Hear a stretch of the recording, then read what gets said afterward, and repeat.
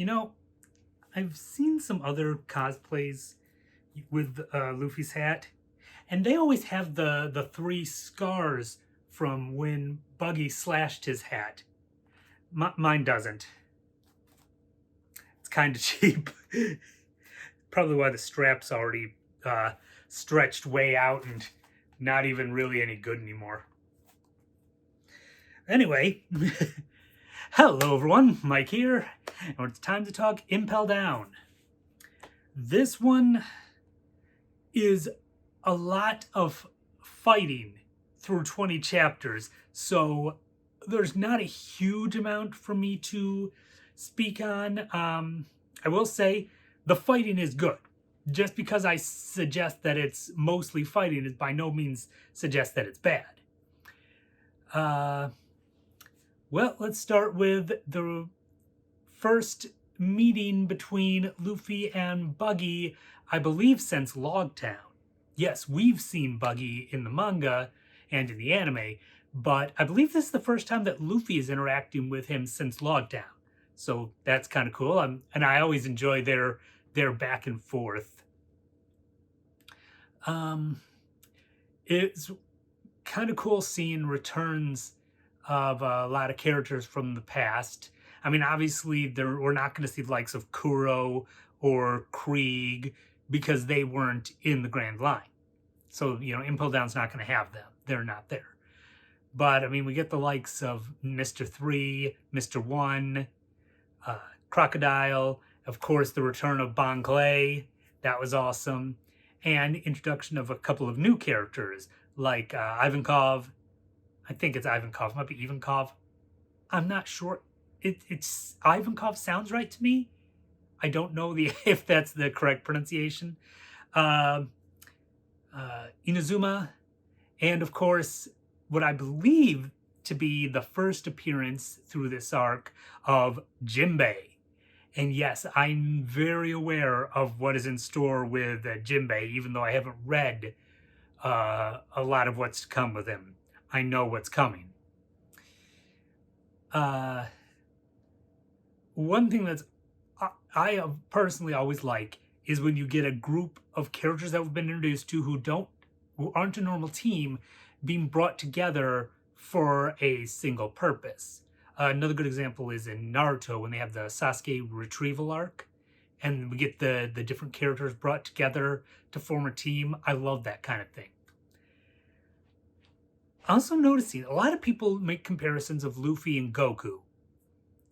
But one major difference, when Goku finishes a big battle with someone, if they're alive, he's more than happy to befriend them. Luffy is not quite the same. Luffy holds grudges.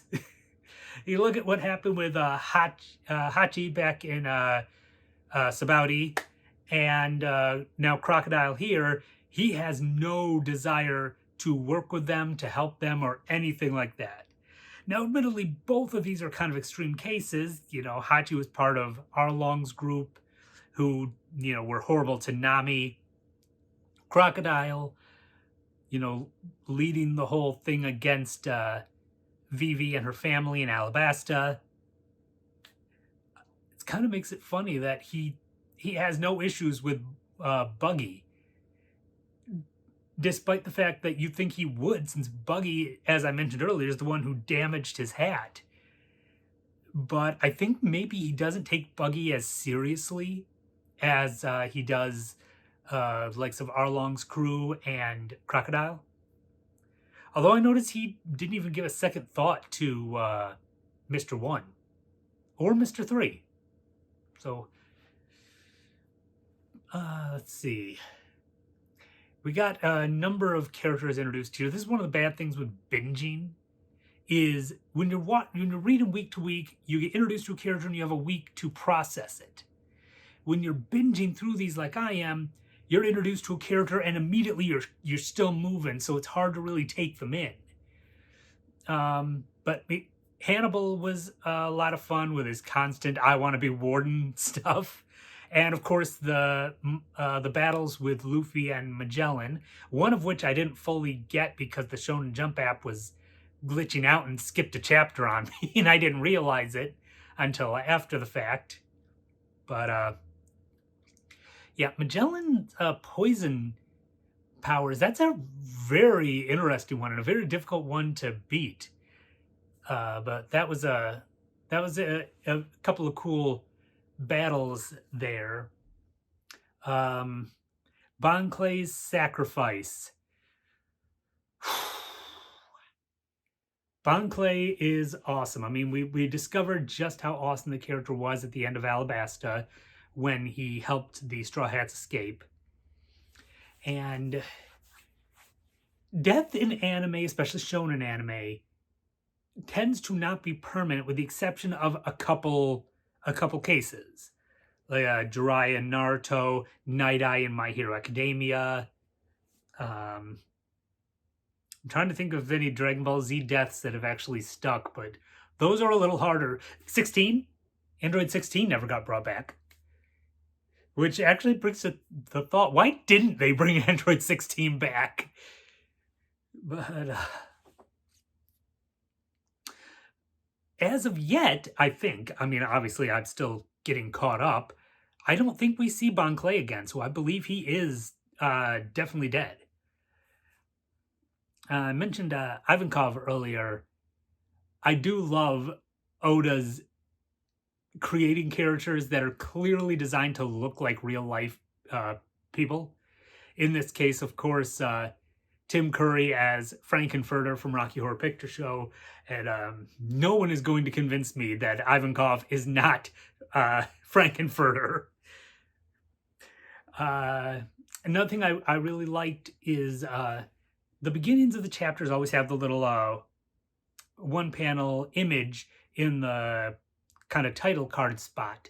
And I like how during this arc, we're seeing a little of what the other Straw Hats are doing at the time, which I'm assuming is going to continue on in the Marineford arc, because we didn't get through all the characters. I'm assuming they're going to continue this aspect in the next one.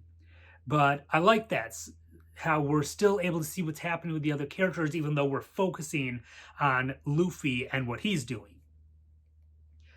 But yeah, a lot of action. We had the typical, shonen protagonist where he's been badly injured.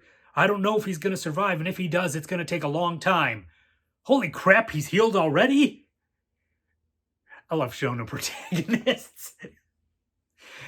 All right, so yeah, that's about it for Impel Down. Of course, next I'm going to be heading into Marineford. I'm not sure offhand how many chapters are in this arc, so I don't know how long it's going to take me to get through this arc and come on again to talk about it.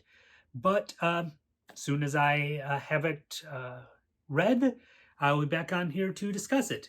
But that's all I've got in this one, so until next time.